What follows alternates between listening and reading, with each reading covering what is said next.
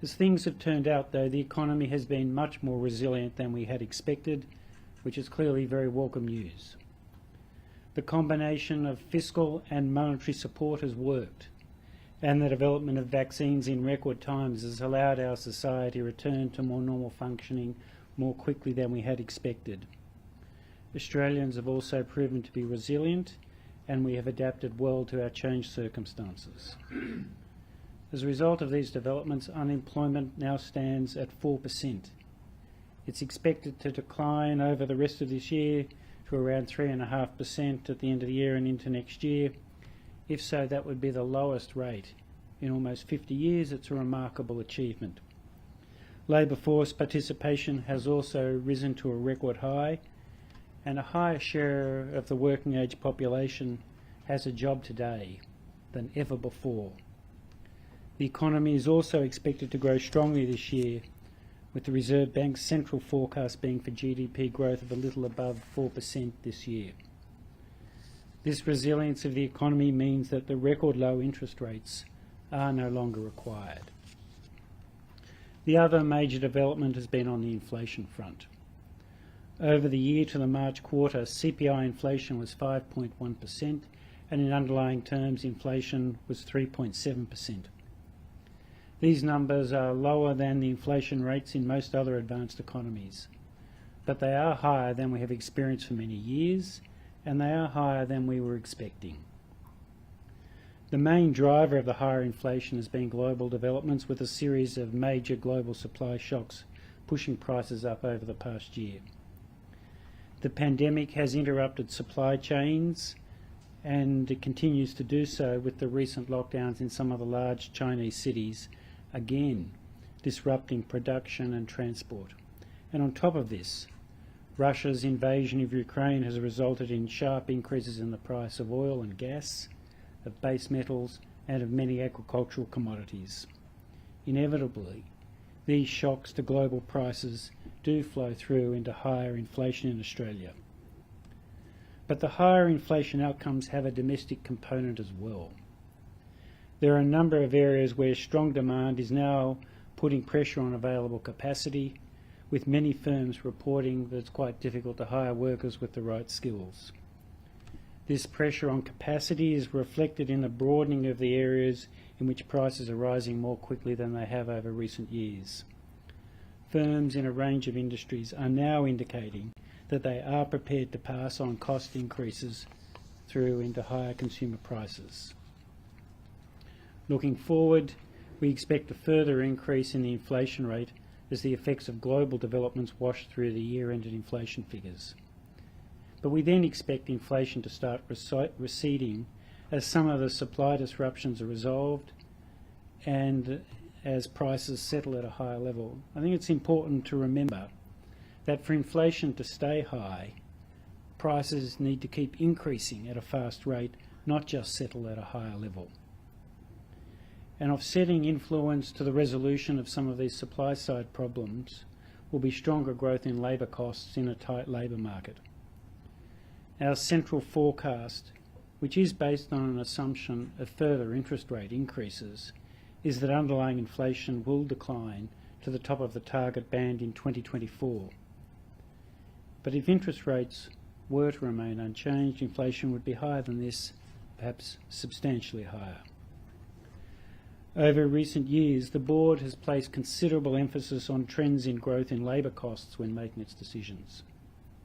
This is because over the medium term, there is a strong link between the inflation rate and the rate of growth in labour costs.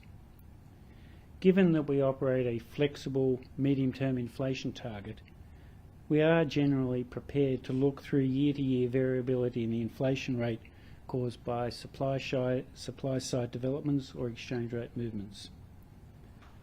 This is because if these shocks do not flow through into a permanent change in the growth of labour costs, inflation should return to the lower rate once the supply-side shock washes through. But if the supply-side shocks do lead to a permanent or a persistent shift in labour cost growth, inflation will not return to where it was before, so there can be path dependence in the inflation rate based on the supply-side shock. This focus on trends in labour costs has been evident in the Board's communication over recent meetings, including last month, when we stated that over coming months we would be assessing important additional evidence on both inflation and the evolution of labour costs before deciding on interest rates. The evidence that we have received on inflation since then has been clear.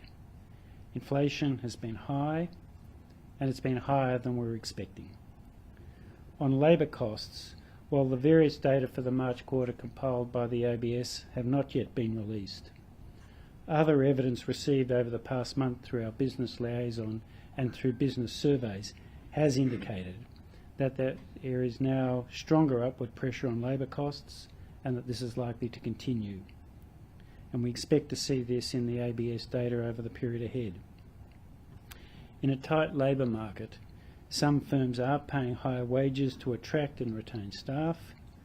This is especially so given the higher inflation rate and the fact that workers are experiencing cost of living pressures. So firms are responding to these developments. There is still considerable inertia in the wages system from multi-year enterprise agreements and the current public sector wage policies, but the direction of change is now clear. Given this evidence on inflation and on wages, and the very low level of interest rates in Australia, the Board decided that now was the right time to start the process of normalising interest rates.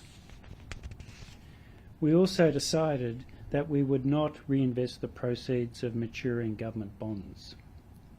This means that our bond holdings and our balance sheet will decline as the bonds mature. Our balance sheet will also decline substantially in 2023 and 2024 as banks repay the funding made available under the Term Funding Facility. This contraction of our balance sheet will contribute to some tightening of financial conditions in Australia, and so it will assist with the return of inflation to target. The Board currently has no plans to sell the government bonds that it's purchased during the pandemic, and it intends to allow the portfolio of bonds to run down in a predictable way as the bonds mature. This decision to proceed with quantitative tightening does not rule out a return to quantitative easing sometime in the future, should circumstances require that. Given the outlook for the economy and for inflation, further normalisation of interest rates will be required. In making its decisions, the Board will continue to be guided by the evidence on both inflation and labour costs. We'll also continue to be flexible and responsive to changing circumstances. We will do what is necessary to ensure that the inflation outcomes are consistent with the medium-term inflation target. This does not require an immediate return of the inflation rate to target, because our monetary policy framework intentionally allows for flexibility and for some variability of inflation from year to year. But we do need to ensure that the inflation rate does track back towards the 2 to 3% target. I think this would be harder to achieve if the inflation psychology in Australia were to shift in a durable way due to the recent higher inflation outcomes. The decision to move today, rather than wait, should help on this front. In making our decisions over coming months, we need to navigate through some considerable uncertainties. Globally, it remains uncertain about how the supply side problems will be resolved, and it's still very uncertain how the situation in Ukraine will develop. Another source of uncertainty is how household spending in advanced economies responds to the decline in real wages, as wages growth in most countries has not kept pace with the higher rate of inflation. Also, we have no contemporary experience to guide us with how labour costs and prices in Australia will behave at an unemployment rate below 4%. It's also relevant that households have much more debt than previously, and many households have never experienced a rise in interest rates. So this is another aspect that we'll be watching very carefully over the months ahead. Notwithstanding these uncertainties, I expect that further increases in interest rates will be necessary over the months ahead.